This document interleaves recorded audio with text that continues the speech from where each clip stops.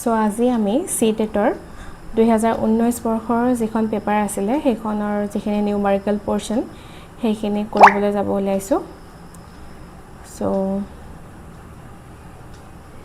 আপোনালোকে ৰেডি হৈ লওক আৰু মোৰ যদি লাষ্ট ভিডিওটো চোৱা নাই তেতিয়া হলে মোৰ লাষ্ট ভিডিওটো গৈ কিনে চাব আৰু কেনেকুৱা লাগে হেতু জনাব মই ৰোটেট কৰি লম আচ্ছা I think feasible হৈছে আপোনালোকৰ কাৰণে দিয়া আছে তেতিয়া হলে এই গুটেই কেটাৰ পৰাই আমাক HCF টো হদিছে কিমান হ'ব সো ফাৰ্ষ্টতে আমি লিখি লম ফাৰ্ষ্টতে আমাক x ৰ ভ্যালু দিয়া আছে 2 cube into 3 square into 5 cube into 7 cube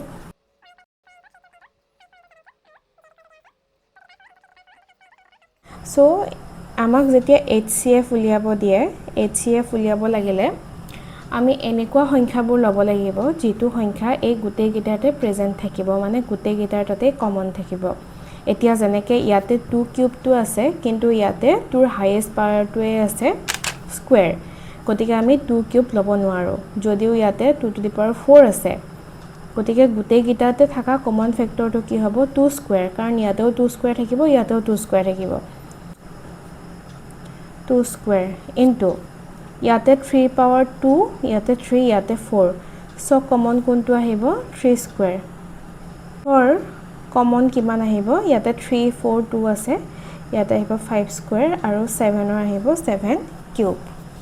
গতিকে 2 square 4 3 square 9 5 square 25 into 7 to the power 3 25 4 গুণ 100 আৰু 9 আৰু 7 to the power 3 হলে কিমান হ'ব 900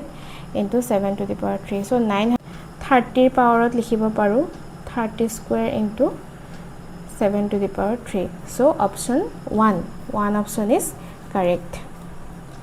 30 স্কয়াৰ 3 গুণ 9 গতিকে 900 এটো হ'ব option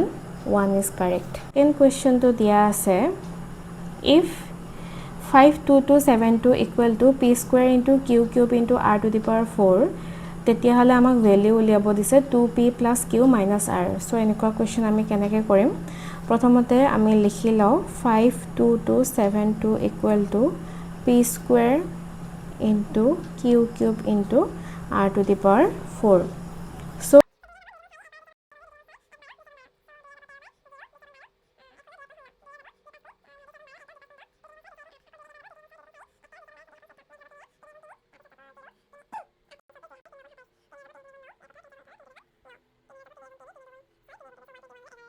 टू केबार पालो 4 बार तार पिছত 3 केबार पालो 3 बार আৰু 11 केबार पालो 2 बार equal to p square q3 r4 গতিকে এই গুটেইটো যদি আমি চাও তেনে হলে কোনটো বেস মিলি আছে p স্কয়াৰ আৰু 11 স্কয়াৰ মিলি আছে q কিউব আৰু 3 কিউব মিলি আছে আৰু r4 আৰু 2 to the power 4 মিলি আছে তেতিয়া হলে যেহেতু পাৱাৰ গিটা মিলি আছে আমি তলৰ বেস কেটা লিখিব পাৰিম সো p ইকুৱেল টু কিমান হ'ব p ৰ মান হ'ব 11 q ৰ মান কিমান হ'ব q ৰ মান হ'ব 3 আৰু r ৰ মান হ'ব 2 ইয়াতে 4 আছে সো r ৰ মান হ'ব 2 into 11 plus 3 minus 2 22 plus 3 minus 2 হলে 25 minus 2 হলে কিমান হ'ব 23 so correct option will be option 3 23 so a number took 72 ৰে যদি divisible হয় তেতিয়া হলে 72 ক আমি কেনেকৈ লিখিব পাৰো 72 ক আমি 8 into 9 ৰে লিখিব পাৰো তাৰ মানে a number took যদি 72 ৰে divisible হয় তেতিয়া হলে that number should be divisible by 8 and 9 also condition to কি হয় যে last 3 digit number should be divisible by 8 so 5 8 y আমি কি হেৰে divisible হ'ব লাগিব 8 এৰে completely divisible হ'ব লাগিব সো হেতুৰে যদি completely divisible হ'ব লাগে তেতিয়া হলে আমি y ৰ জাগাত এনেকুৱা কি ভ্যালু আছে যেটো বহালে গুটে নাম্বাৰটোৱে 8 এৰে divisible হ'ব সো 5 8 1 হলে তো divisible নহয় 5 8 2 হলে divisible হ'ব নেকি 5 8 2 যদি আমি 8 এৰে ডিভাইড কৰো 8 7 গুণ 56 হলে 22 নামিব 22 নামিলে কিমান হ'ব 8 3 গুণ 8 2 গুণ 16 8 2 গুণ 16 তাৰ মানে কি হ'ব এটো ডেসিমেলত আহি যাব সো y ৰ জাগাত 2 বহালেও এই নাম্বাৰটো 8 ৰে ডিভিজিবল নহয় যদি আমি y ৰ জাগাত 3 বহাই চাও তেতিয়াহলে ডিভিজিবল হ'ব নেকি 8 7 গুণ 56 23 তেতিয়াও ডিভিজিবল নহয় যদি আমি y ৰ জাগাত 4 বহাই চাও 5 8 4 বহাই চাও তেতিয়া ডিভিজিবল হ'ব নেকি 8 7 গুণ 56 2 24 8 3 গুণ 24 সো ৰিমাইন্ডাৰ কিমান 0 তাৰ মানে কি হ'ব y ৰ জাগাত যদি আমি 4 বহাও তেতিয়াহলে this number is divisible by 8 তাৰ মানে আমি কি লিখিব পাৰো y আমি 4 লিখিব পাৰো সো ইয়াতে আমাক যেহেতু 2x y উলিয়াব দিছে গতিকে y ৰ জাগাত আমি 4 বহাব পাৰো নেক্সট আমি কি চাব লাগিব x ৰ মানটো উলিয়াব লাগিব সো x ৰ মানটো উলিয়াবৰ কাৰণে আমি কি কৰিব লাগিব এই নাম্বাৰটো 9 ৰে ডিভিজিবল হোৱাৰ কন্ডিশন কি সো কিবা এটা নাম্বাৰ 9 ৰে তেতিয়া ডিভিজিবল হ'ব যেতিয়া গোটেই নাম্বাৰ কেইটাৰ যোনটো সাম মানে যোগফলটো কিহেৰে বিভাজ্য হ'ব লাগিব 9 ৰে বিভাজ্য হ'ব লাগিব সো 9 ৰে বিভাজ্য হ'ব লাগিলে এটো আমি কি গোটেই নাম্বাৰ কেইটা প্লাস কৰিব লাগিব সো প্লাস কৰিলে কিমান হ'ব 3 1 4 4 4 8 8 পাছে 13 13 8 কিমান হ'ব 21 21 আৰু y ৰ ভ্যালু 4 যদি বহাই দিও তেতিয়াহলে কিমান হ'ব 21 হলে এটো বহাই দিম আমি 25 25 বহালো আৰু ইফালে কি থাকিলে এটা x থাকিলে ইফালে এটা আমাৰ কিমান থাকিব x থাকিব সো 25 আৰু 25 প্লাস x থাকিলে এতিয়া এই নাম্বাৰটো যদি 9 ৰে যদি আমি ডিভাইড এই নাম্বাৰটো যদি আমি 9 ৰে ডিভাইড কৰিব লাগে তেতিয়াহলে x ৰ জাগাত এনেকুৱা কি মান বহুৱাম যেটো মান বহুৱালে এই নাম্বাৰটো 9 ৰে ডিভিজিবল হ'ব সো 25 ৰ পিছত 26 পাম যেটো 9 ৰে ডিভিজিবল নহয় 26 ৰ পিছত 27 হলে এই নাম্বাৰটো যদি ইকুৱেল টু 27 হয় তেতিয়াহলে হেতু 9 ৰে ডিভিজিবল হ'ব তেতিয়াহলে যদি এই ভ্যালুটো 27 হ'ব লাগে তেতিয়াহলে x should be equal to 2 হ'ব লাগিব তাৰ মানে x ৰ মান কিমান হ'ব 2 সো x ৰ মান 2 হ'ব আৰু y ৰ মান কিমান হ'ব 4 হ'ব তেতিয়াহলে এতিয়া আমি এই ইকুৱেশনটোত বহাই দিও 2x + y মানে কিমান হ'ব 2 * 2 + 4 2 2 গুণ 4 যোগ 4 তাৰ মানে কিমান হ'ব 8 তাৰ মানে কাৰেক্ট অপচন কোনটো হ'ব অপচন 3 8 ইজ কাৰেক্ট সো এনেকুৱা চাও ইয়াৰ পিছত আছে যে which of the following is not a Pythagorean triplet হ'ব লাগিলে আমি জানো Pythagoras theorem যেহেতু আমি ম্যাথছৰ